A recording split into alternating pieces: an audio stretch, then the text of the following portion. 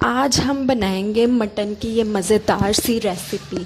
बहुत ही कम इंग्रेडिएंट से बहुत ही इजी बनने वाली रेसिपी है। किसी मेहनत की ज़रूरत नहीं इसमें। अस्सलाम वालेकुम, welcome back to my channel. चलते हैं रेसिपी की तरफ। बिस्मिल्लाहिर्रहमानिर्रहीम। ये मैंने मटन लिया है, इसको मैंने बॉईल करने के लिए रख दिया था। 15 मिनट तक मैंने इसको बॉईल किया है। उसके बाद मैं इसमें प्याज शामिल कर रही हूँ, स्लाइस की हुई।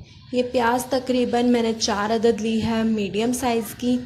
इसको मैंने स्लाइस कर लिया था। अब मैं इसको बॉईल मटन में शामिल करूँगी।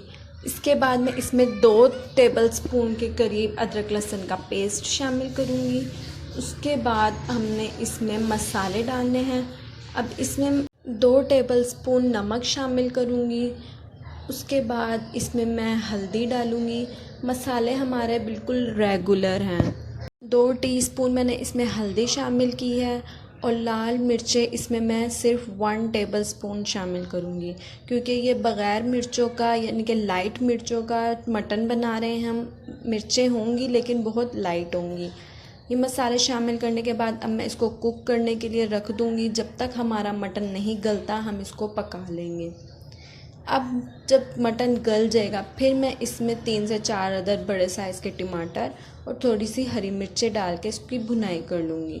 उसके बाद मैं इसमें 1 कप दही डालूँगी और इसको अच्छे से भून लूँगी।